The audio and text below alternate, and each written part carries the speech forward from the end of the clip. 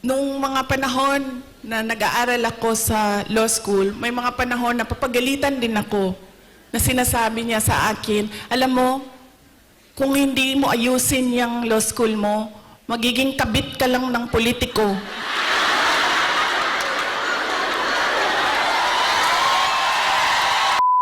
Magandang araw po. Hello po sa inyo lahat. Ako po si Banat Bay.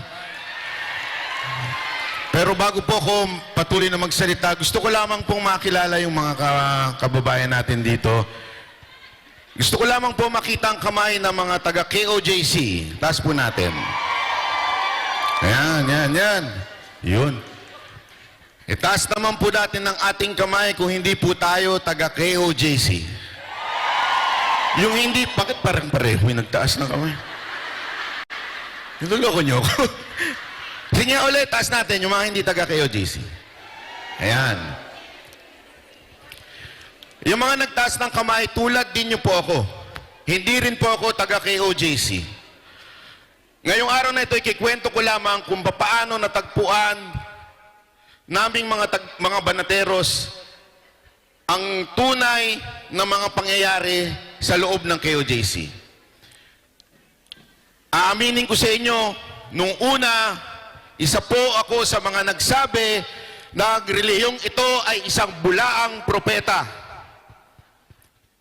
Isa po ako sa mga bumatikos sa mga taga KOJC. Sinabihan ko po kayo na isa kayong kulto. Pero, sa kabila nun, inimbitahan po ako ni Pastor Kibuloy kasama ang aking grupo sa KOJC. Nung pumunta po kami, medyo kinakabahan ako. Sabi ko, baka mamaya pagpasok natin doon, ialay na tayo. Wala akong biro. Ito'y honest na damdamin ko sa inyo. Noong unang inibitahan kami, natatakot ako. Sabi ko, baka mamaya, pain lang to. Pagpasok namin sa loob, hindi na kami palabasin. Kaya nga ang kondisyon ko noon, humingi pa ako ng security. Ito walang biro ito ha. Takot na takot ako noon. Sabi ko, sandali, ibang usapan yan. Iba yung bumabanat ka sa TV, iba yung inihaya ka, di ba? Alam mo yung napapanood natin sa pelikula? Yung sa gabi, di ba? Wala na, alay ka na. Sabi ko, virgin pa naman ako. Delikado, di ba? Nung naanto na po kami, ang tagal, inaantay namin si Pastor.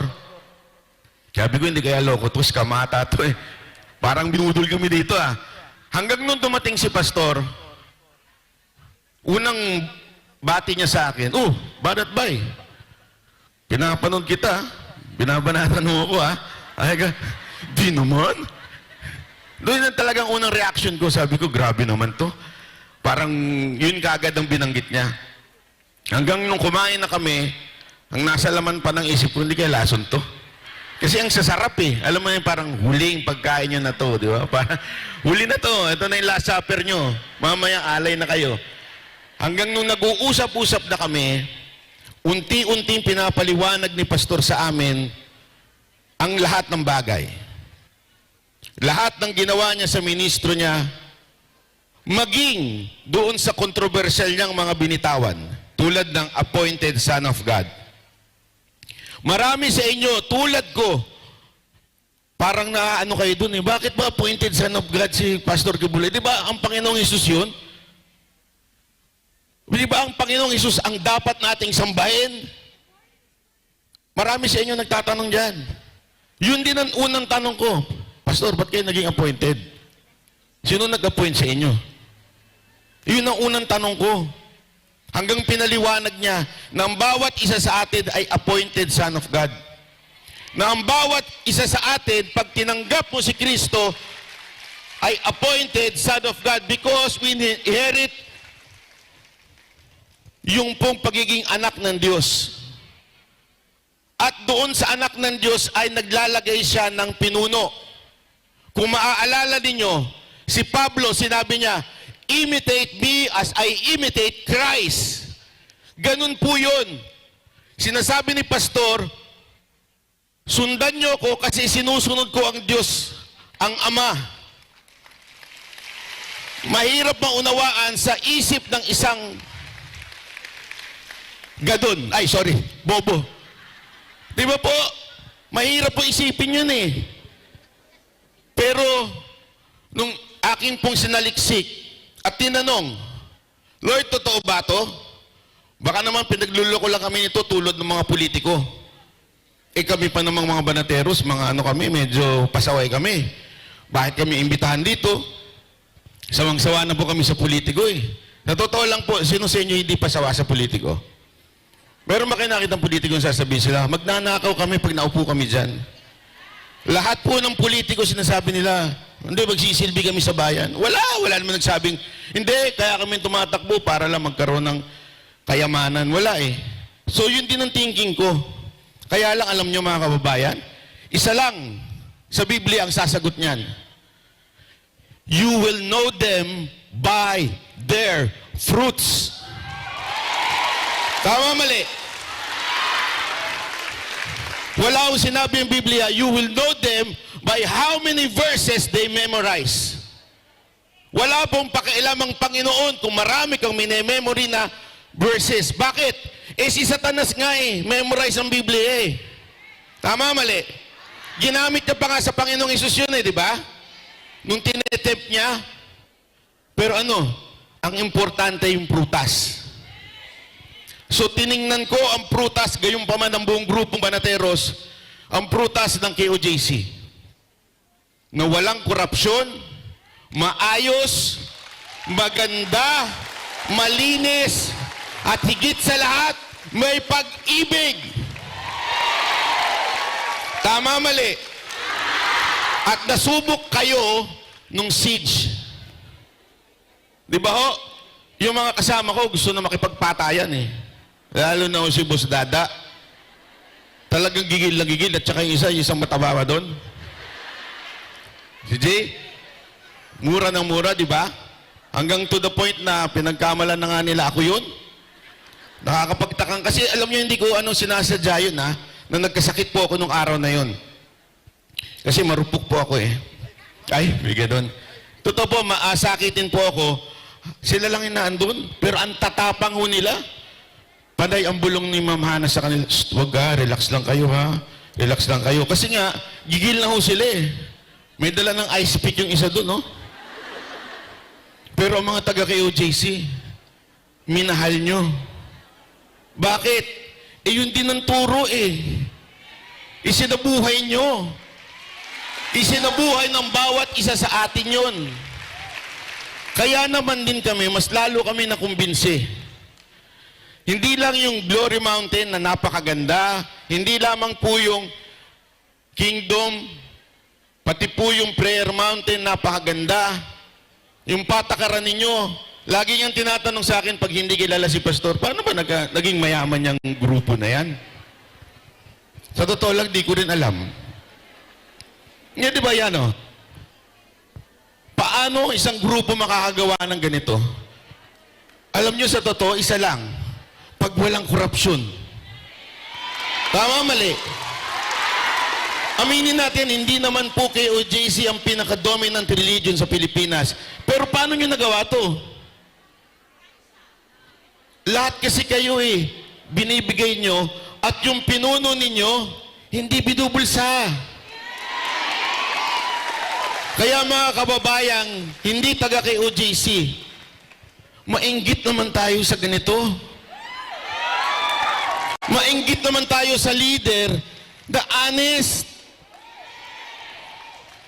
At alam nyo, nito mga nakarang araw na dumadalaw kami kay Pastor, pinapaliwanag niya sa amin yung mga plano niya.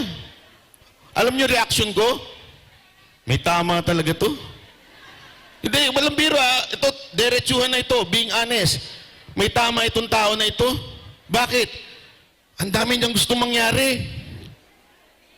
Parang presidente ang datingan. Bakit? Ang dami niyang gustong mangyari. Pero pag sinaliksik mo, nangyari na eh. Gusto niya linisin ang buong Pilipinas. Eh, ginawa na rin niya noon eh. Kailan nagsimula? 2008 ba yun? Hindi lang niya ito sinasabi. Ginawa niya na. Yun po yung mahirap unawain. Kaya tama yung naisip ko. May tama siya. Tama siya. Di ba? Tama po si Pastor eh. Alam niyo mga kababayan, hindi po kami mag-aaksaya ng panahon dito para makipag-usap sa inyo kung hindi kami kumbinsado. Lahat po kami kumbinsado itong mga kasamahan ko. Kaya alam niyo, yun lamang po ang iiwan ko sa inyo ngayong araw na to. Kayong mga hindi taga KOJC, mas malala po ako sa inyo, maniwala kayo. Ang turing ko nga sa sarili ko noon, para akong si Pablo. Ano yun? Di ba si Pablo, inusig si Kristo?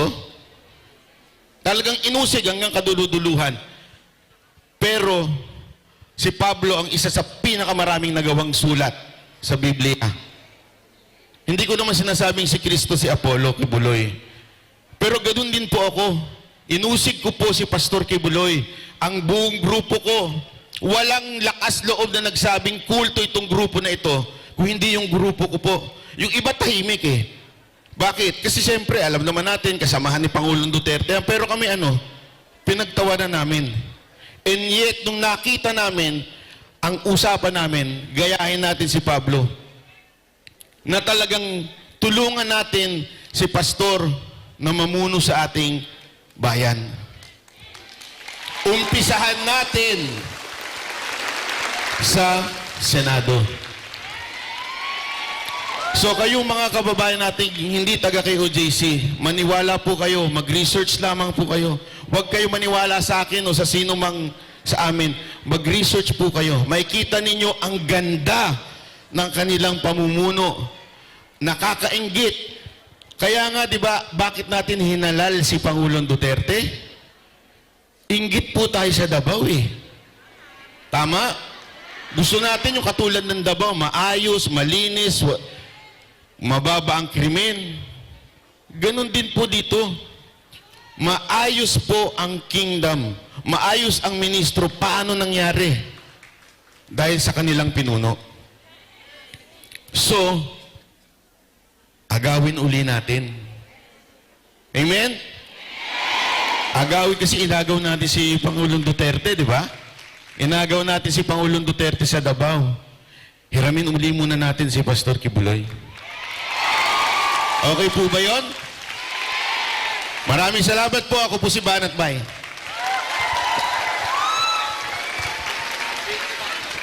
Maraming salamat sa inyo pong mensahe ng pagpapatuloy. Praise the Father. At ngayon po mga kababayan, sa pagpapatuloy ng ating pong pasasalamat sa araw na ito, meron po tayong espesyal na panauhin na makakasama natin at maghahati din po ng mensahe ng kanyang pasasalamat. Ating pong tinatawag ang Philippine Vice President Sara Zimmerman Duterte.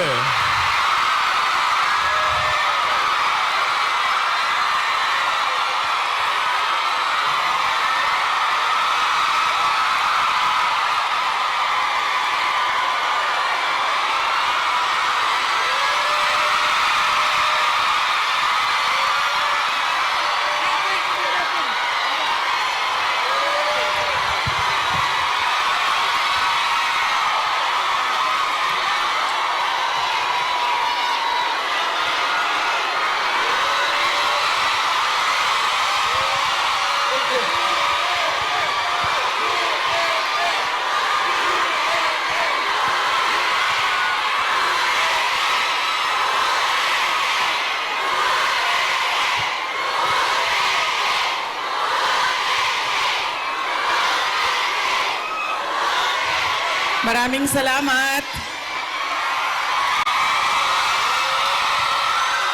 Magandang umaga sa inyo lahat.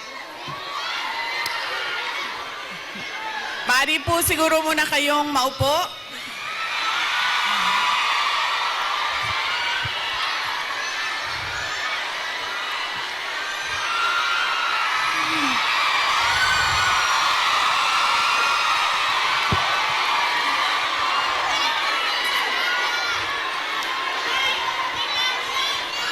Maraming salamat. Mahal ko kayo.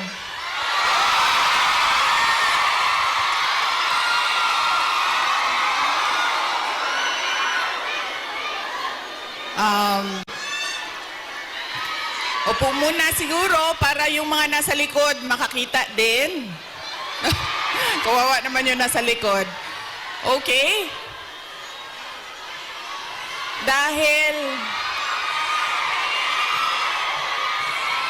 Dahil kayo ay sumisigaw ng Duterte, suspended na kayo lahat bukas.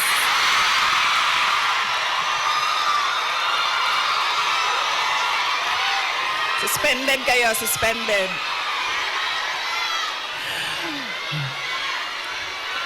Joke lang.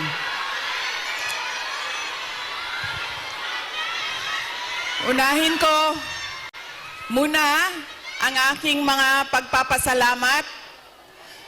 Mga thank you muna dahil baka sa sobrang daldala natin, mamaya sa sobrang pagbibigay ng mensahe ay makalimutan ko ang mga pagpapasalamat. Kaya mabuti nang mauna ang mga pagpapasalamat.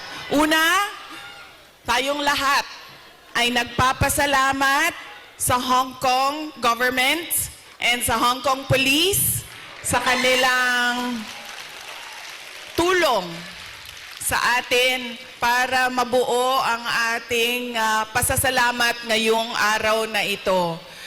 We would like to thank the Hong Kong government and the Hong Kong police for their cooperation, for their support to our Thanksgiving this morning on this very beautiful Sunday. Marami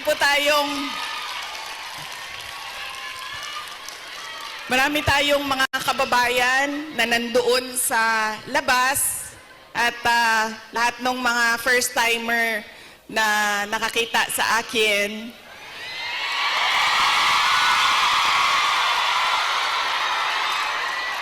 Sabi nila, ang ganda mo pala, bakit mukha kang...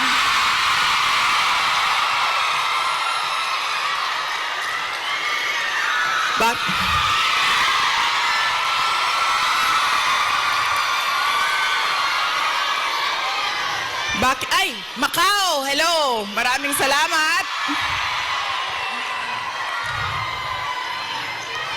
Okay. Sabi niya, ang ganda mo pala, bakit mukha kang...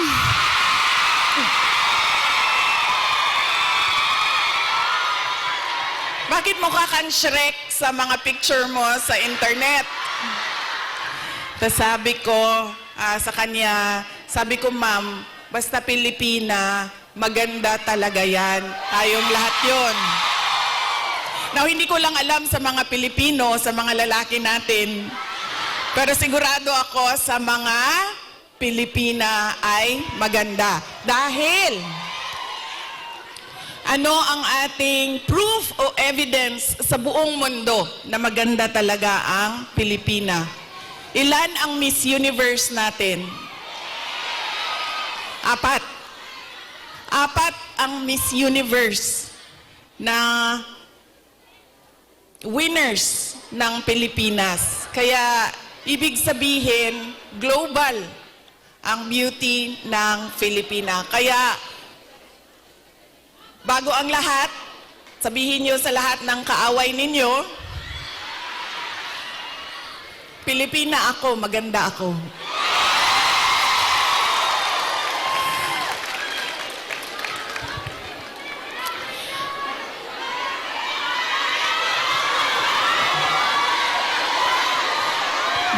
Sabi natin, 'di ba? Para sa Diyos, para sa bayan, para sa bawat pamilyang Pilipino. Nauna ang pasalamat ko sa Hong Kong government, pero ang unang pasalamatan natin ay ang Diyos.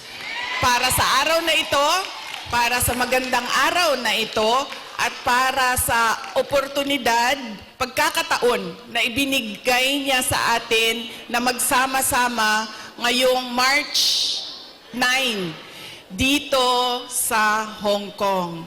Dinala niya tayo lahat dito para sa bayan. Yan po ang pagpapasalamat natin sa ating Diyos. Dahil binigyan niya tayo ng isang araw ulit na magising, mag-ayos, pumunta dito at pag-usapan ang Thanksgiving, pagpapasalamat at pag-usapan ang ating bayan. Ang sunod na pagpapasalamat ko ay hindi ko isa-isahin yung mga pangalan dahil baka may hindi ako mabanggit at magtampo. So, isa-isahin ko lang ang mga grupo na kailangan natin pagpasalamatan. Unahin ko muna ang Kingdom of Jesus Christ.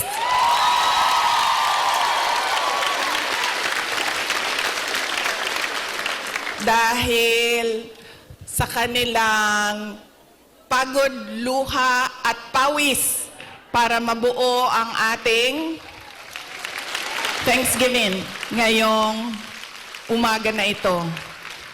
Ang sunod na kailangan natin pagpasalamatan kailangan ko pagpasalamatan ay kayong lahat, mga kababayan namin, mga kababayan namin dito sa, ang iba galing pang Pilipinas. Marami tayong mga bisita na galing Pilipinas, galing Hong Kong, galing Macau, meron pang galing sa China, at merong galing Japan.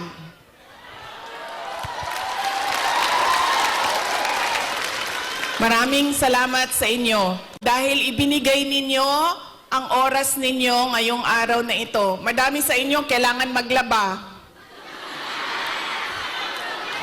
Kailangan magplansya. Yes, mag-day off, pero kailangan niyo laban yung damit ninyo. Kailangan ninyo magpa-parlor kasi, 'di ba? Araw ito ng pagpahinga. Kailangan maglinis ng inyong bahay. Kailangan magpa-pedicure. Diba? Kailangan magpa-dentista dahil araw ito ng pagpahinga. So, kailangan ayusin lahat ang sarili. Ang para sa sarili. Pero, binigay ninyo ang oras ninyo at araw ninyo ngayong umaga na ito para sa atin. Kaya maraming salamat sa inyong lahat. At alam nyo, kanina habang naglalakad ako, kasi malapit lang kami, so naglakad lang kami. Ang ganda ng weather ninyo dito sa Hong Kong, no? Nakakaganda siya ng kutis.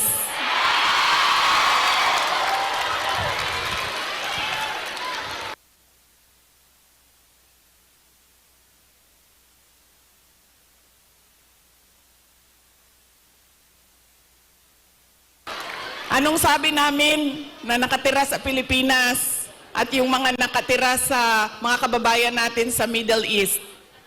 Sana all malamig ang tinitirhan. Sana all maganda ang kutis.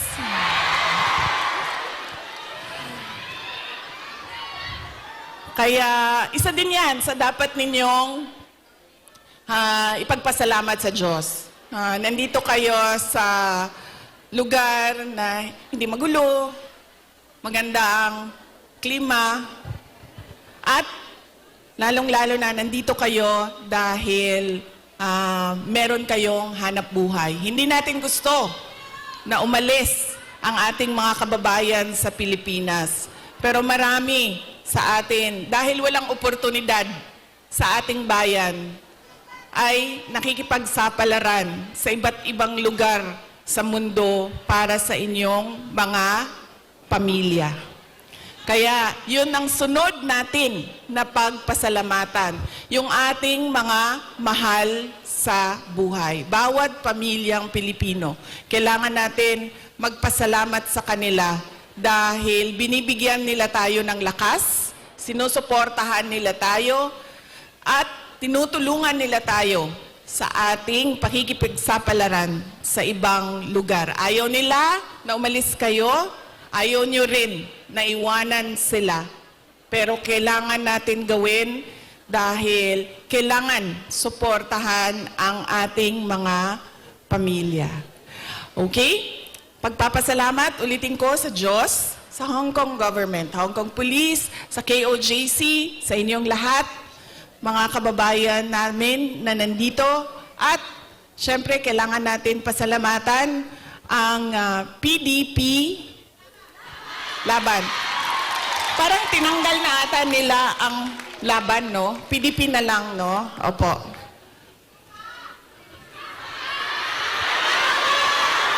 Ha?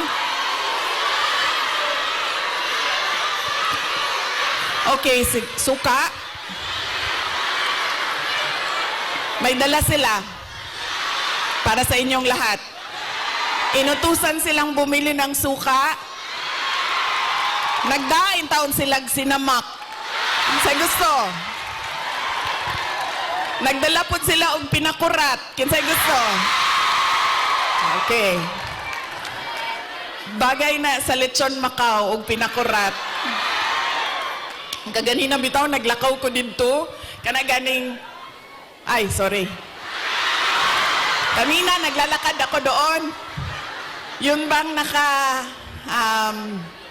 nakabitay ng mga lechon Macau ba yan, no? Sa isip ko kanina. Sabi ko, kakain kaya muna ako. Tapos sabi ko, ay hindi, picturean ko na lang muna. Andito sa aking cellphone yung roasted duck at yung roasted goose. Roasted goose. At, tikman ko nga yun. Balikan ko. Roasted goose at yung parang lechon Macau. Bagay sa suka.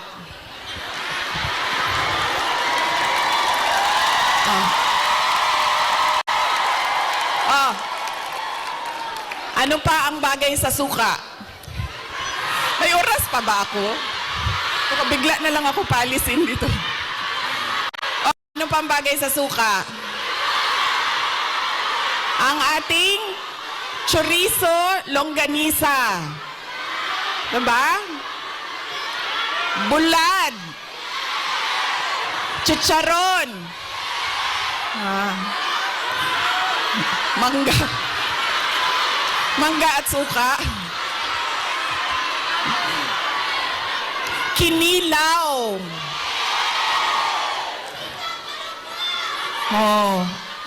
Bulad, galunggong. Yes.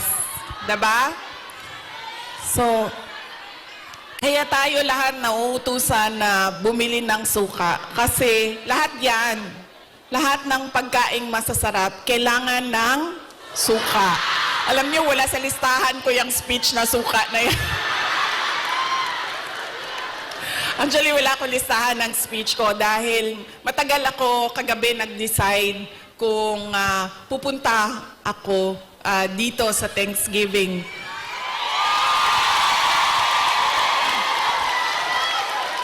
Kaya wala akong listahan ng speech. Pero yes, alam nyo, marami siguro sa inyo ang nautusan na bumili ng suka at mantika. Mantika, suka, ganyan. Noong kayo ay bata pa. Opo. Pero sa amin kasi, sa bahay namin, nag-grocery kasi ang nanay ko. So lahat yang mga gamit sa kusina, binibili na ng nanay ko. Nautusan lang ako lagi doon sa kanto, sa tindahan, bumili ng Coke. Ng Coke.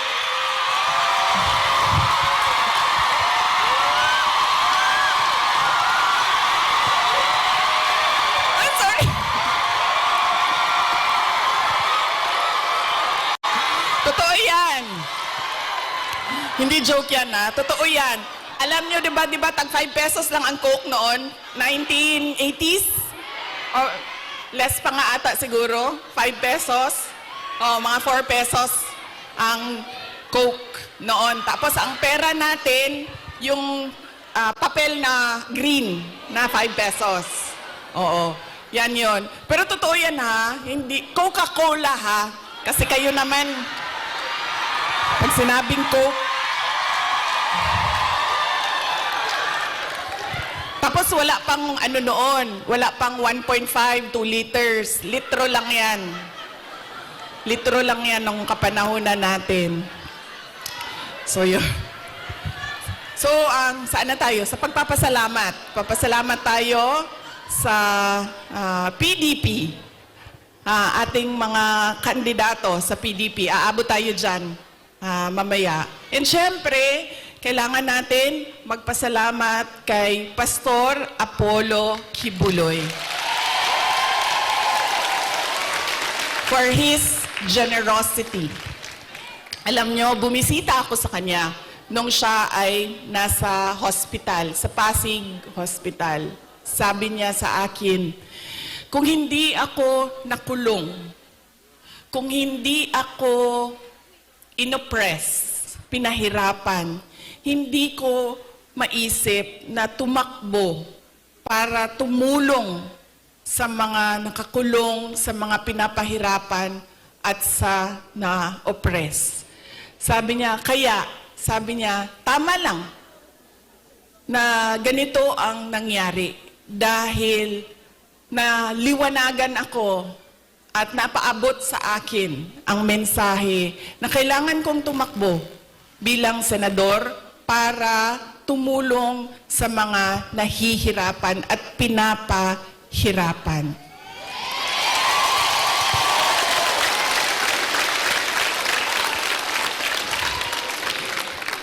Sabi din niya sa akin, sabi niya, ikaw, kahit anuman ang sabihin nila, sabihin man nila na kasalanan mo ang lahat ng ito, Inday Sara, sabihin man nila, kasalanan mo ito dahil hindi ka tumakbong Pangulo.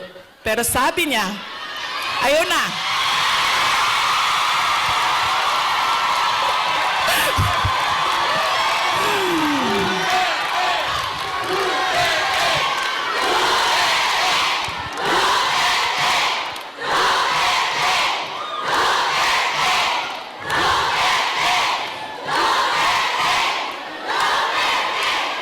Pero sabi niya, makinig tayo kay Pastor Apollo Kibuloy dahil siya ang araw-araw nagbabasa ng Bible.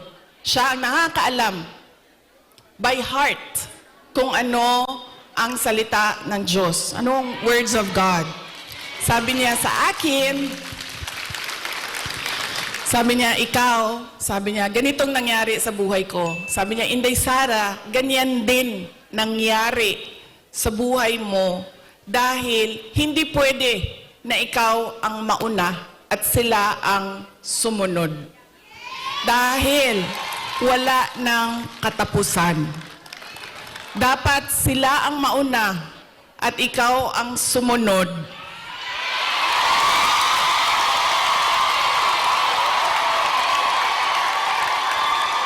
Para matigil na at hindi na paulit-ulit ang kahirapan sa ating bayan.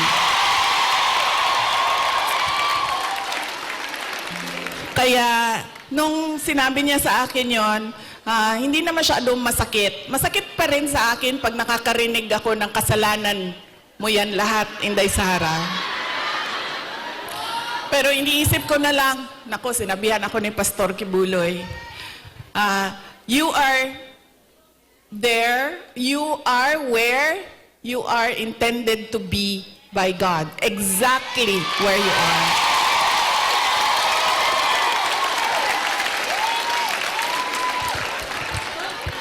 So, yaan po, hindi pa, alam mo, hindi pa ako nangalahati sa pagpapasalamat ko, kaya bilis-bilisan natin. Hanggang anong oras ba ako pwede, sir? Go lang daw. Go. Ay, hindi kami pwede mag-abot ni PRD kay kasabon na pud ko oton.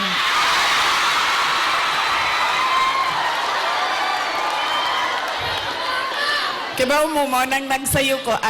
Tagalog day. Alam nyo, bakit ako nandito ng maaga? Gumising talaga ako ng maaga.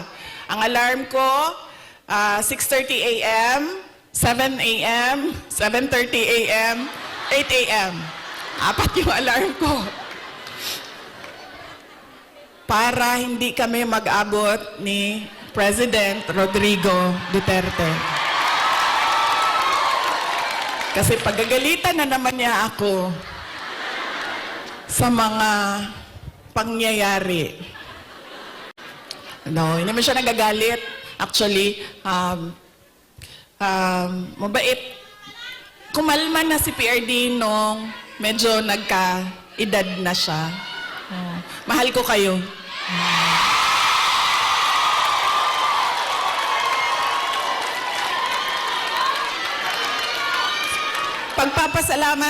Magpapasalamat din ako. Thank you po ako. Kagabi po, merong mga kababayan natin na nasa hotel. Hotel. Kayo ba yun, ma'am?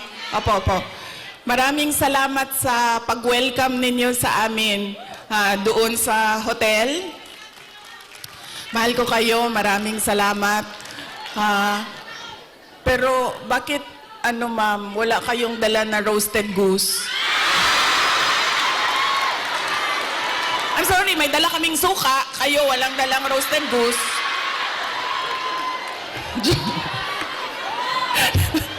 Joke lang. Pero salamat Salamat sa pag-welcome ninyo sa amin doon. Sigurado ako na kahapon may kailangan din kayong gawin. Busy din yung oras ninyo. Pero pumunta kayo doon at winelcome nyo kami sa hotel. Maraming salamat sa inyo.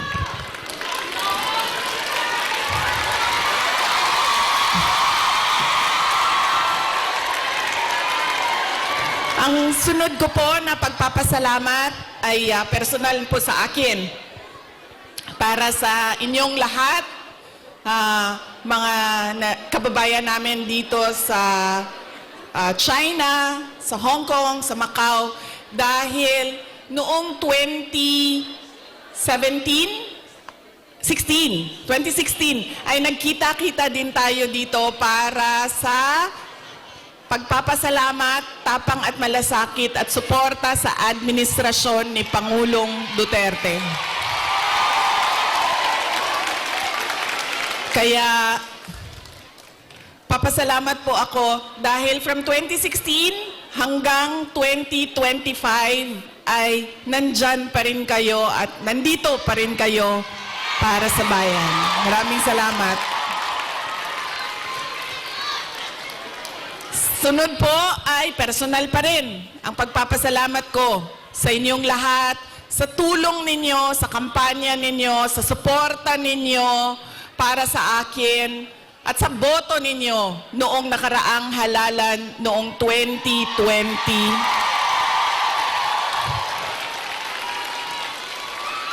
At sa susunod na halalan sa 2020. Joke lang. Joke. Sandali lang.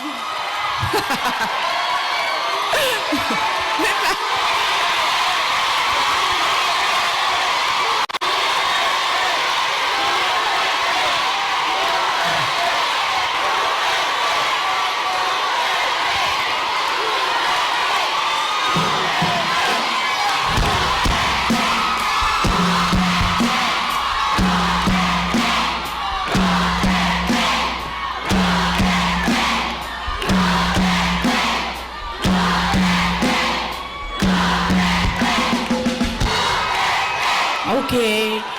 Papunta na po ang suspension order. Sige.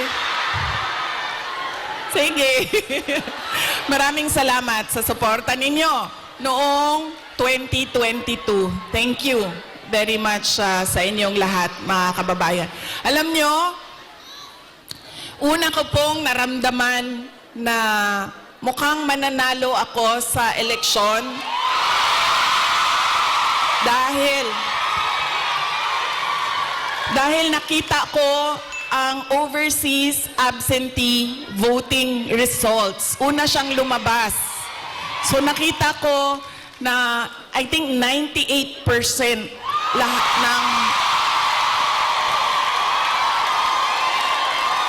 ng OFW votes ay para sa akin. Kaya doon ko naramdaman na parang baka siguro manalo ako. Kaya maraming salamat sa inyo.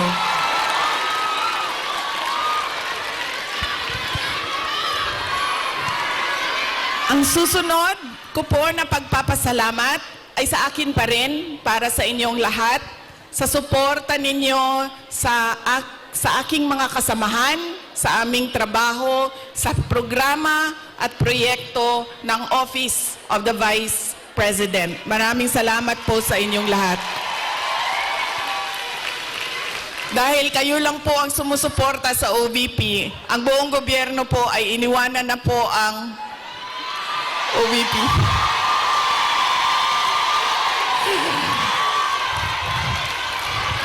Maraming salamat. Yung satellite offices po namin sa iba't ibang lugar ay naningkamot. Ano sabihin naningkamot? Nagsisikap.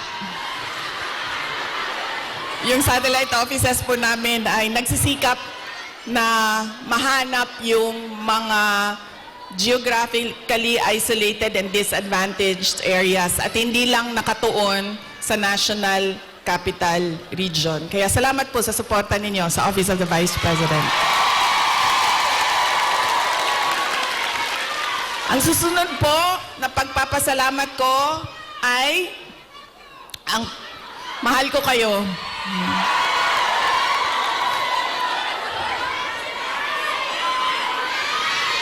Kaya po hindi ako hindi ko maiwanan ang aking katayuan, tama ba, pwesto, posisyon, dahil sa inyong lahat.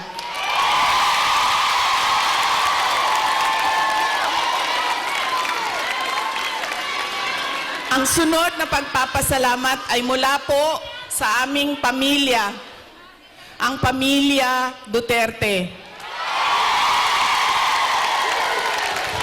Napakalaki po ng utang na loob namin sa inyong lahat.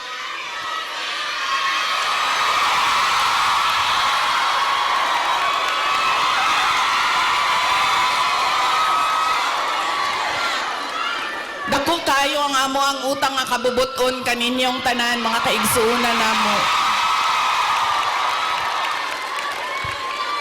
Sa pagkakataon na ibinibigay ninyo sa amin na makaserbisyo o makapagtrabaho sa ating pamahalaan. Sa oportunidad na ginahatag ninyo kanamo nga makasilbi sa ato ang nasud. Maraming salamat po sa inyong lahat.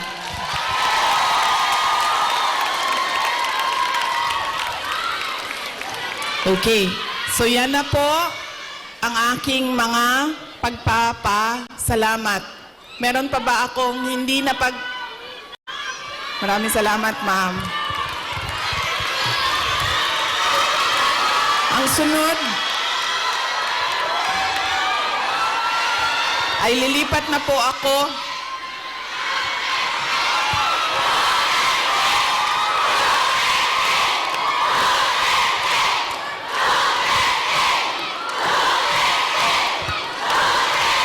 paminaw sa mo ba?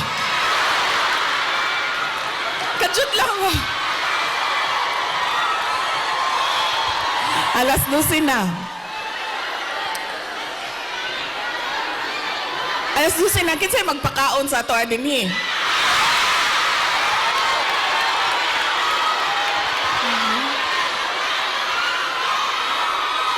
May pagkaon? May Jollibee. May Jollibee daw, sabi ni ma'am.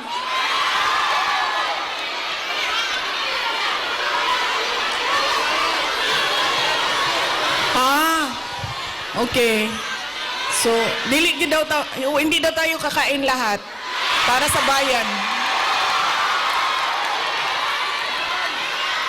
Okay. Sige, okay lang. Kailangan ko din naman magpa-reduce, so okay lang.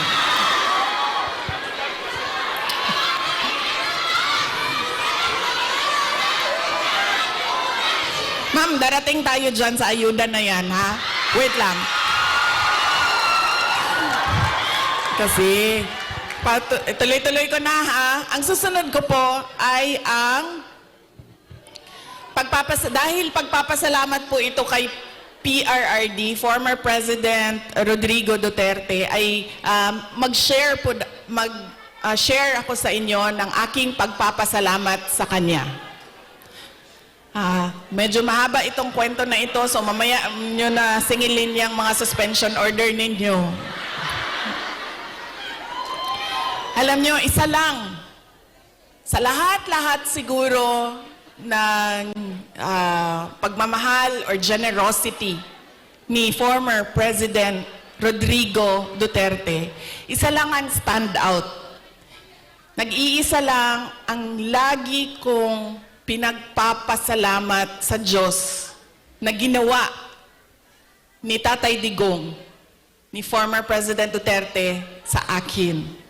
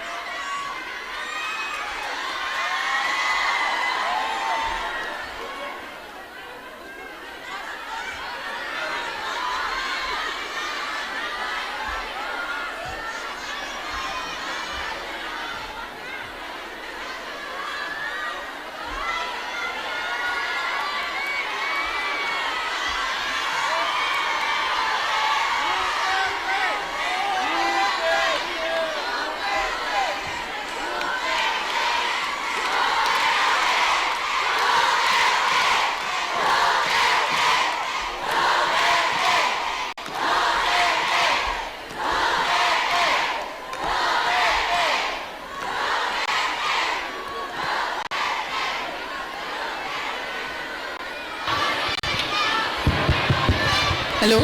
Okay na? Sir, pakihanap nga yung inutusan ni Marcos na patayin yung aking...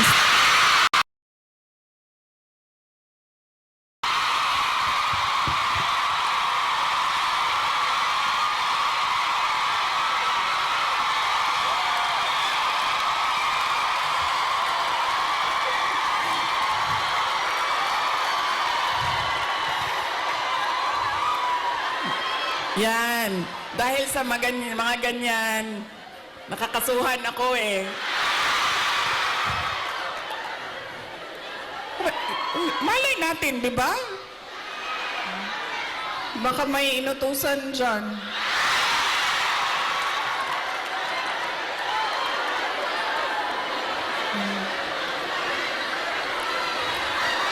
Okay.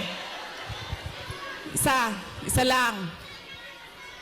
Paulit-ulit yan pag napapaisip ako sa tatay ko. Binigyan halaga niya at inulit-ulit niya sa akin ang kahalagahan ng edukasyon. Hindi niya ako tinigilan. Alam niyo, si PRD, yun pong mga nasa harap, kailangan niyo po umupo kasi hindi makakita yung nasa likod. Hindi siya tulad ng tatay ninyo na malambing, mapagmahal. Hindi ganyan ang tatay ko. Ang tatay ko galing siya sa generation na laging galit. Diba? Sino yung may mga magulang na yung generation na laging galit?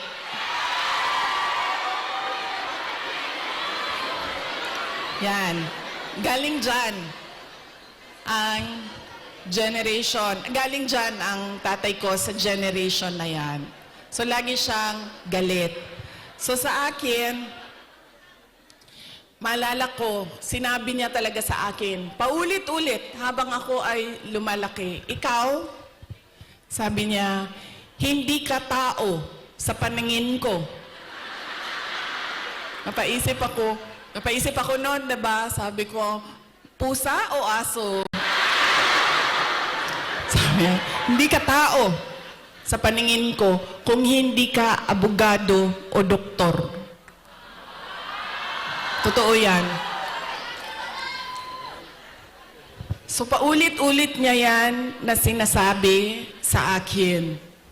So syempre, pag ikaw bata ka, 'di ba? Papasok yan paulit-ulit dyan sa iyo. So ako din, habang ako ay nag-aaral, nung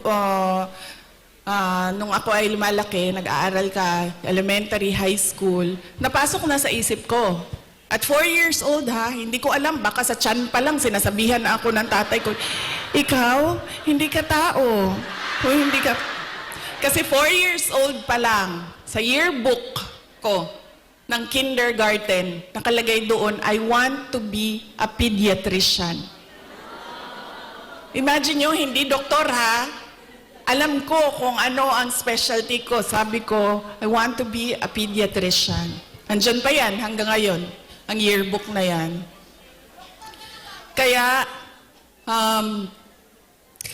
nung ako ay paulit-ulit yun, alam ko na magiging doktor ako. Alam ko na magiging doktor ako. Nung panahon na kailangan mag-apply ng entrance exam sa college, di ba? Kailangan natin mag-apply sa mga colleges and universities. Hindi nila alam, ng mga magulang ko, nag-apply ako sa University of the Philippines. Nung nag-apply ako sa University of the Philippines, syempre nilagay ko din naman yung science courses. Pero nilagyan ko din siya ng political science. Nung nakita ko ang result at nalaman ng mga magulang ko yung result, nakalagay doon na waitlist ako sa political science. So sobrang excited ko. Hindi nila alam na gusto ko mag-college sa Manila. Kaya sikreto ako na nag-apply. Sobrang excited ko. Sabi ko sa mga magulang ko, pumasa ako ng UP. Pero political science kasi yung kurso. So sabi ko, gusto ko sana pumasok ng UP Diliman yun UP Diliman. Tapos, political science yung kurso. Sabi ng nag-wild, naggalit si PRD. Sabi niya, di ba, sabi mo, simula nung bata ka pa, gusto mo maging doktor? Pre-med ba ang political science?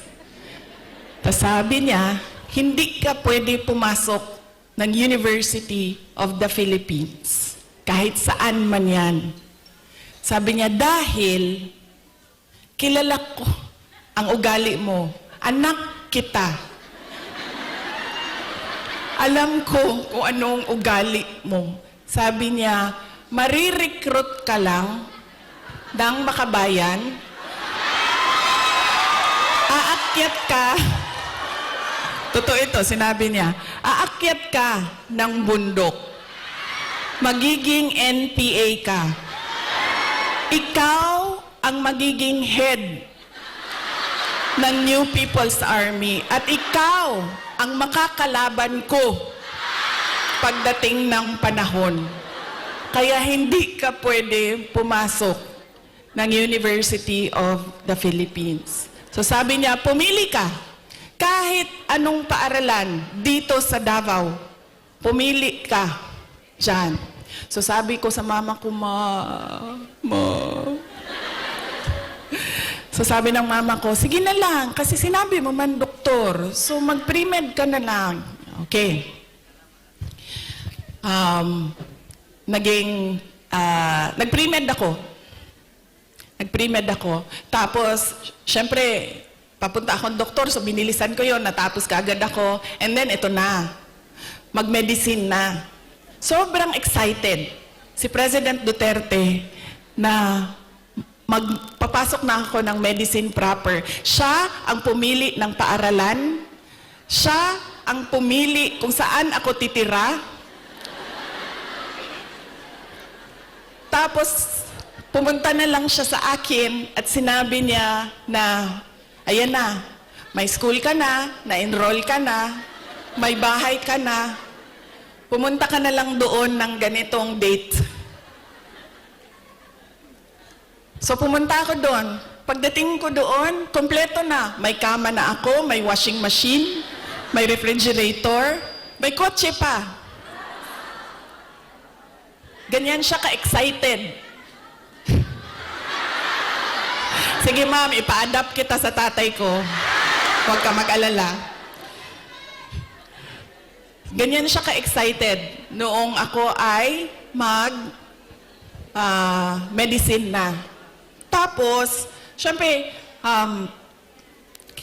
hindi naging successful yung aking pagpasok sa School of Medicine. Isang taon pa lang, 1 year, actually 1 sem pa lang. First sem pa lang, alam ko na parang fish out of water. Alam niyo yung, bakit madali para sa kanila, nahihirapan ako, sobra. Tapos dumating ang second sem na halos hindi na ako pumapasok. So kinabahan na ako. Kasi, di ba sa probinsya, di ba sa Atua, pagpadala ka sa Manila kasi ako nag-med school, pag ipadala ka sa Manila, parang malaking send-off yon. Congratulations sa anak ko, graduate ng ganito. Congratulations at magiging doktor yan. Class of. Ganon, diba? So ako, syempre kinabahan na ako kasi hindi ako makakauwi. Pinadala ako sa Manila para maging doktor. Tapos uuwi ka, drop out. Nag-apply ako ng, naisip ko pa noon, nung pinag-iisipan ko ang kapalaran ko, sabi naman ng tatay ko, doktor daw o abogado. So dito na lang ako sa abogado. So lumipat ako, nag-apply ako sa San Beda College kasi at the time na nagdesisyon ako, San Beda College na lang yung bukas sa mga exams, entrance exams. So hindi ko pa sinabi kaagad sa mga magulang ko na nasa San Beda na ako. Nalaman na lang nila dahil nagsabi ang driver. Sabi niya, hindi na yan siya pumupunta ng Cavite. Lagi kaming nandyan sa Menjola.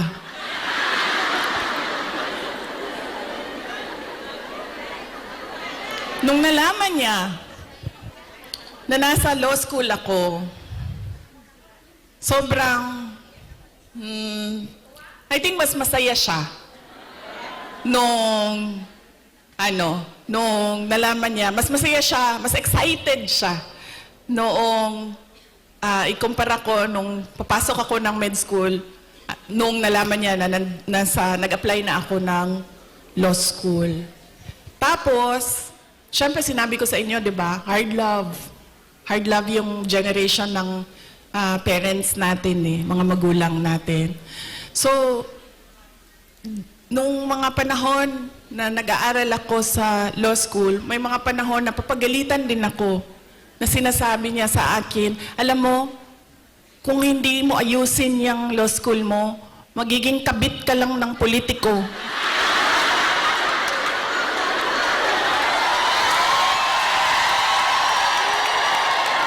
Ganyan.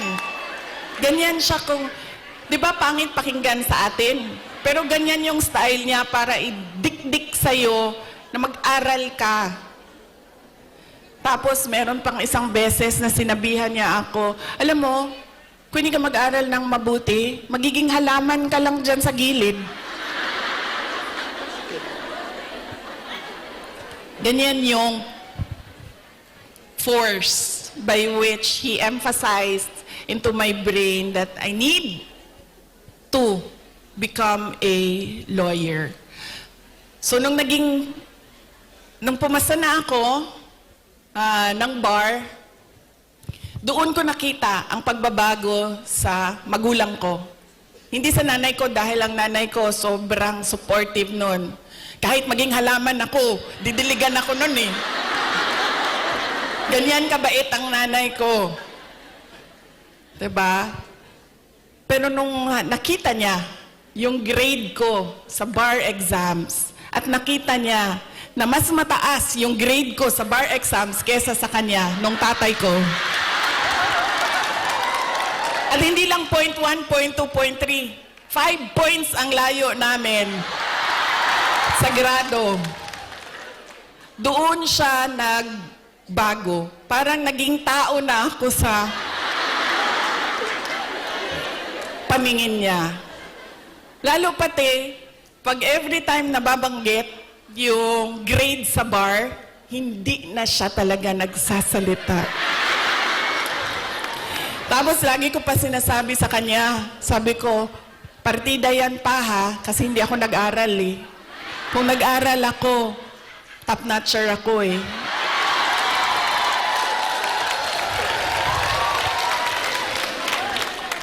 So ngayon, doon, nakita ko na iba na siya kung hindi na parang anak ka lang, hindi na parang pantay na kami. Tao na ako, buong tao na ako sa paningin niya. Ganyan yung emphasis niya sa education. Kaya ganyan din, hanggang ngayon, ganyan din. Alam niyo ba, sa mga apo, kabahan ka pag nagtanong na si PRD kasi didiretso yan, oh, anong grade na ito? Anong eskwelahan? Oh, ito, anong grade na? Anong eskwelahan ito? O ito, anong grade na? Anong eskwelahan? Ganyan. Si PRD kamusta ng apo. Hindi siya, uy, masaya ka ba? May boyfriend ka na ba? May girlfriend ka na? Saan mo gusto kumain? No. Pag makita niya, anong grade na? Anong eskwelahan? Anong grade na? Anong eskwelahan? Okay. Nag-aaral? Okay. Ganon pa rin. Ka-hardliner siya sa education. So yan yung talaga, pinagpapasalamat ko sa kanya. Dahil kung hindi ako naging abogado, lalo pati yung mga pinagdaanan ko ngayon, hindi ko siya, kasi ngayon naiintindihan ko kung ano yung pinagdadaanan ko. Siguro kung hindi niya pinilit, hindi ako ganito ka-confident sa aking ginagawa. So sana din sa inyong lahat, ganun din. Kaya nung nangangampanya ako nung 2022, lagi kong sinasali ang kampanya, plataforma ko ang edukasyon. Sana ganun din ang inyong mga anak, ang inyong mga kapatid, ang inyong mga apo, na huwag ninyo silang tigilan. Dahil minsan, ako, pag pumupunta sa mga barangay ninyo, sa mga municipality ninyo, meron talaga akong naririnig na sumasagot na, oh, college graduate naman, pero wala namang trabaho. Pero, iba din ang trabaho ng college graduate at natapos lang ng grade 6. Iba talaga yun. Iba yung oportunidad na dumadating sa mga napagtapos kesa natapos lang ng grade 3, grade 4. At madami yon. Madami yan sa ating bayan ngayon. Na pagdating ng high school, ay sinasabihan yung mga anak, kailangan mo na magtrabaho, tumulong sa pamilya. Kaya dapat, wag nating tigilan ang ating mga anak. Paulit-ulit talaga yan. Edukasyon ang susi ng pagbabago ng buhay nila.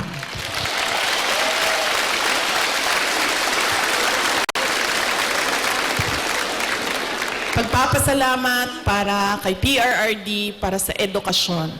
Ang susunod po ay ang pagpili natin ng kandidato sa 2025, ngayong darating na buwan.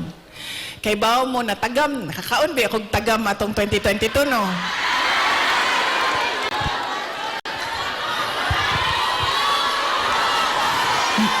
Yan lagi ang, meron pa isang beses, Bisaya, sa Cebu. Ay, sa Cebu ba ito? O sa Cagayan de Oro. Basta, usually kasi pag Bisaya, di ba, diretso na sila istorya, wala na sila break. Wala break. Na siya sa Inday Sara, Anak ko, yes ma'am. Ano siya, nakakaon kag tagam, no?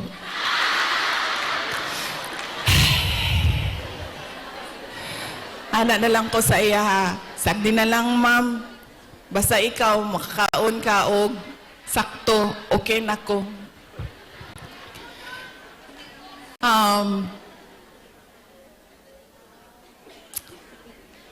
Ayaw ko kasi, masakit sa akin ang sabihin ang sorry sa inyong lahat.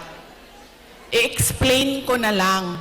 Kasi alam nyo, kahit saan ako pumunta, sabihin ko sa inyo, sa Samar, ito talaga mga maalala ko eh. Samar, Pangasinan, Batangas. Dito sa Mindanao, sure na moingon na siya, moingon na gyud na sila o imuhaning sala tanan. Wa na nay lali sa Mindanao. Bago lang, saan yun? Bago lang. Parang kahapon ba yun? Ay, kahapon! Kahapon! Kasi dinala ko yung youngest ko sa Disneyland. So na ay mga taga Cebu. Ana ang mga taga Cebu. Kibaw ba ka inday sana no? Nabudol ba may tungod nimo?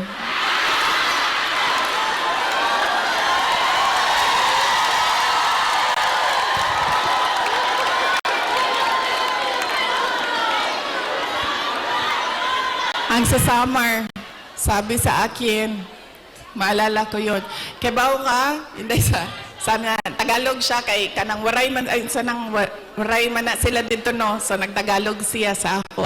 Sabi niya, alam mo, na-scam kami dahil sa iyo. Lalaki po, ito siya niya, senior ba, so wa na lang yun ko ni ko, ana na lang ko, pasensya na sir, pasensya na. So, akala ko kasi, ito na naman tayo sa maling akala.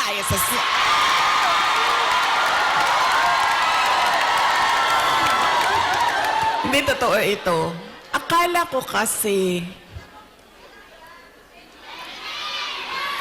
gusto niya ng mas magandang bayan, mas maayos na Pilipinas kung ano yung pinagdaanan natin noon. Kasi, ang plataforma namin nung tumakbo kami, unity at continuity.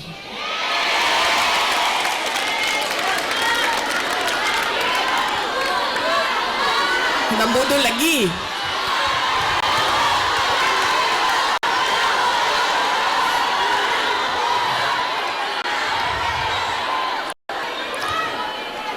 Kasi ako, sumusunod ako sa tatay ko. Ibig sabihin, sa trabaho ba? Sumusunod, hindi ako sumusunod sa tatay ko sa personal. Kaya nga ako nagtatago, di ba? Sumusunod ako sa trabaho. Nag-mayor siya. Nag-vice mayor siya. Nag-vice mayor ako. So, ang ginagawa ko, there has to be something, added value ba? Value added sa iyo. Diba? Kasi, paano ba naman na binoto namin ito si Rodrigo, pero binoto ka namin, wala namang value added. Wala namang dagdag na kahalagahan sa iyo. Diba? So, sumusunod ako sa tatay ko. Nag-vice mayor siya, nag-vice mayor ako. Nag-mayor siya, nag-mayor ako. Noong, sandali lang ma'am, mamaya na yung president mo. Wow! Sandali lang. So, nung mayor ako, ano ba yung targets ko as mayor? Diba? Kasi kailangan may value added sa iyo. So sabi ko, okay, ganito na ang nagawa ng administration ni President Duterte. Saan pa ba natin dadalhin ang Davao City? So may target kami. Nung umalis ako sa Davao City as mayor, number 4, most competitive city na ang Davao City. Number 8 na kami sa mga pinakamayaman na syudad sa buong bansa.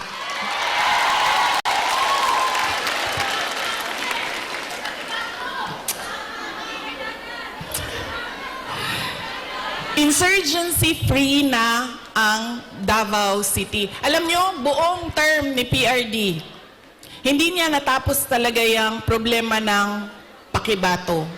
So, nung taga-Pakibato mo, ma'am? Mabiya, ganay, ingon ni PRD. Insya mag-NPA lang ka sa Pakibato, ikaw kalaban sa mga sundalo. Ayaw, ganda din na sa UP. Okay. Diba? Hindi niya natapos. And sa akin, meron kasi insidente doon na ako ang mayor, namatay yung opisyal, na napagalitan ako ng nanay. Tiga Visayas yung pamilya. Kausap ko siya sa phone, sabi ko, ma'am, pasensya na, namatay yung anak mo, ganyan. Napagalitan niya ako. So sinabi ko, sige, tapusin natin yan. So tinapos namin.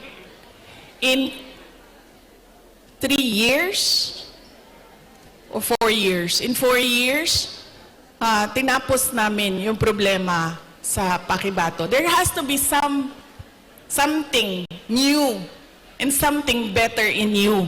Akala ko kasi ganyan. Dito ko lang naintindihan na hindi pala lahat ng tao pareho ko mag-isip. Yun yung naging problema. So yun yung kailangan ko ihingi ng pasensya sa inyong lahat. Dahil, sabi nga ni Pastor Kibuloy, dapat lang siguro mangyari ang mga nangyayari para makita natin. Kawawa lang siguro ang mga tao, ang bayan, pero if we talk about the divine, maybe there is a reason for what is happening. So yun yun. Ngayon, pipili na naman tayo ng mga opisyal ngayong Mayo. Ano ba ang problema natin, mga botante? Ang problema sa atin, ang pinipili natin ay paulit-ulit ba? Pabalik-balik lang. Mahilig tayo sa sikat. Mahilig tayo sa magaling kumanta, sumayaw dito sa stage. Mahilig tayo sa nagpapa-amuse, nagpapatawa sa atin.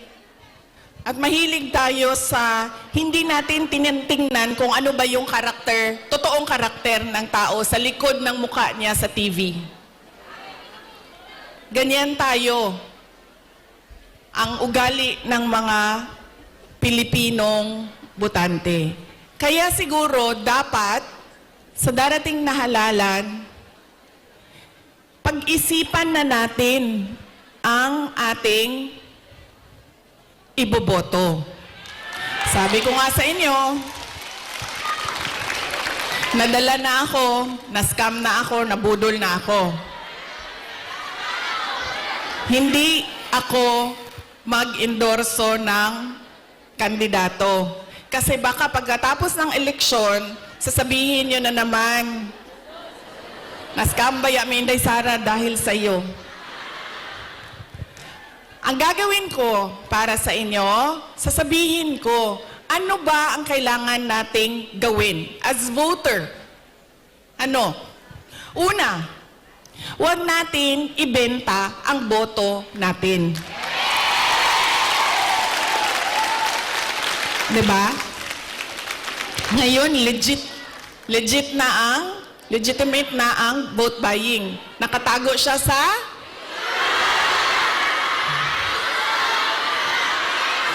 Yan na, ma'am. Nandito na tayo sa topic na gusto mo, ma'am. Ayuda.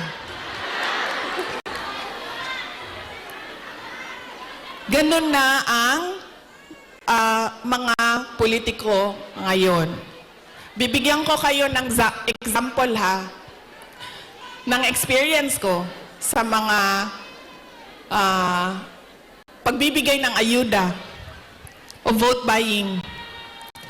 Noong barangay election na nakaraan, bago lang, tinanong ko yung isang kaibigan ko, ano bang ginagawa mo na suporta sa barangay candidates? Tapos sabi niya, ang ginagawa ko, humihingi ako ng tupad at AIX at binibigay ko sa mga barangay captain para ibigay nila sa supporters nila.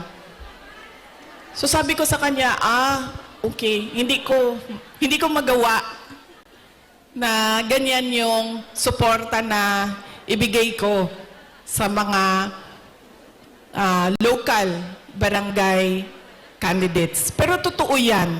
Hindi man pinag-uusapan, pero totoo yan na nangyayari. Nakikita nyo yan. Nakikita nyo yan doon sa mga probinsya ninyo. Kaya ang una, huwag natin ibenta ang boto. Pangalawa, pag tumingin tayo ng kandidato, tingnan natin kung ano yung promises na ginawa niya o sinabi niya noon. Tapos, tingnan natin, binigay ba niya yung kanyang promise? Saan? Unsa sa Tagalog ng promise? Pangako sa'yo? Binigay ba niya ang pangako niya sa'yo? O iniwanan ka lang niya sa ere? At sumama sa iba?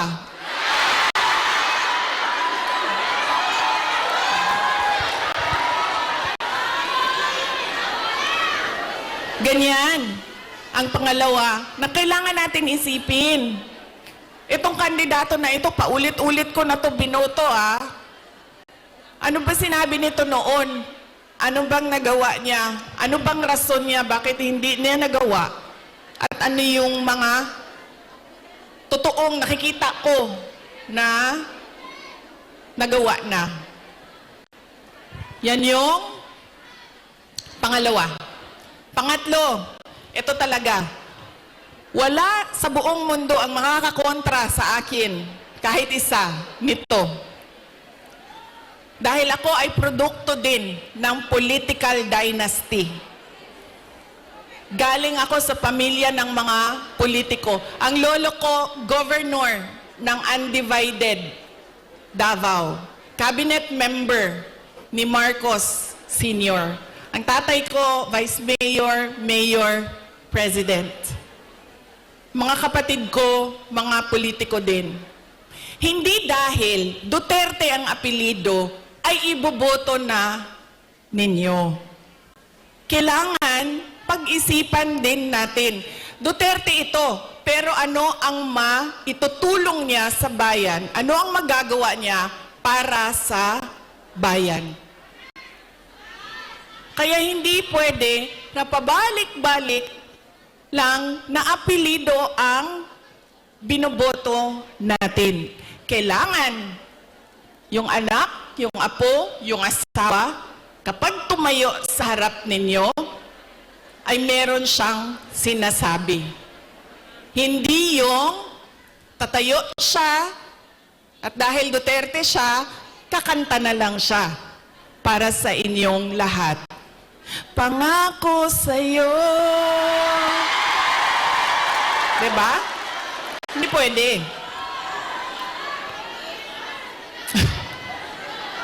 Ma'am, ganyan talaga yan, ma'am. Sa tingin ko naman kasi talaga, totoo, walang forever. Kaya darating talaga ang punto na iwanan ka talaga. Si Ma'am Gemma, ay, shh daw. Shh.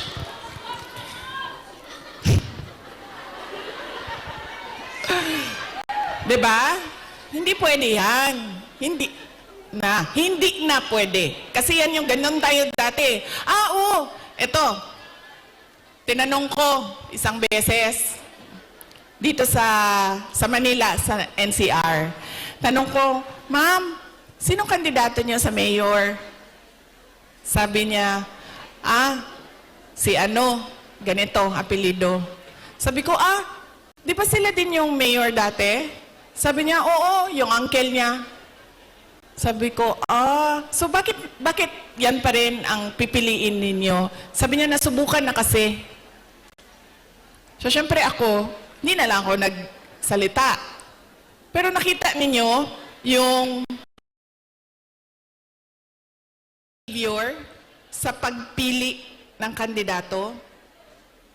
Dahil anak, apo, asawa, nasubukan na kasi, parehong apelido, go, bibigay ko na yung napaka-special na right ko na bumoto. So, mahalaga, hindi dahil anak, hindi dahil Duterte ang apelido, ay iboboto nyo na. Pag-isipan ninyo, ano ba ang dala niya sa lamesa? Ano ba ang dala niya para sa bayan? 3, huwag ibenta ang boto. Ano ang mga pangako na napako? At pangatlo ay, hindi dahil galing yan sa sikat na pamilya, ay iboboto na ninyo kaagad. So tingnan natin ang mga karakter, accomplishment, abilidad, kapasidad ng mga kandidato nating senador. Kapag inutusan yan bumili ng suka, automatic na yan, may abilidad na yan. Diba? Saan nanggaling ang abilidad niya? Siyempre, kung saan yung saan yung bilihan ng suka, doon yan sa shortcut na daan. Hindi yan sa sa malayo na daan para mabilis dumating ang suka. Pangalawa, inutusan bumili ng suka.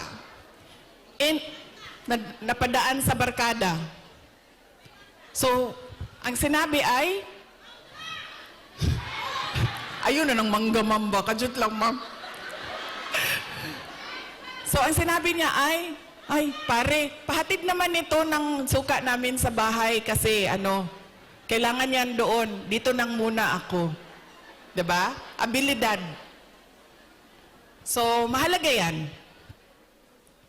At kailangan natin pag-isipan itong eleksyon na ito. Kailangan natin baguhin ang ating pagpili ng kandidato. So, yan ang aking mensahe para sa inyong lahat ngayong araw na ito. Mensahe ng pagpapasalamat, mensahe ng edukasyon, at mensahe ng pagbabago kung paano tayo pumili ng ating mga senador. Hindi lang senador, governor, mayor, lahat ng ating mga public officials. So yan po ang aking, ilang oras yun, ma'am? 1 hour? 1 hour na mensahe sa inyo. Sana ay, alam nyo, gusto ko lumapit sa inyo. Kasi gusto ko personal yung pagpapasalamat. Kaso pwede ba na wag tayo magkagulo? Kasi kanina sa labas, nasisigawan na ako ng pulis. Nasisigawan na niya ako kasi medyo nagkakagulo kami doon sa picture taking namin sa labas. So, Pwede ba ako mag-hello lang, hello sa inyo, tapos wag lang tayo magkagulo kasi baka palayasin tayo dito. Ulitin ko, maraming salamat, magandang tanghali sa inyong lahat. Dagan salamat, maayong udto sa inyong tanan. Maraming salamat, Vice President Sara Duterte.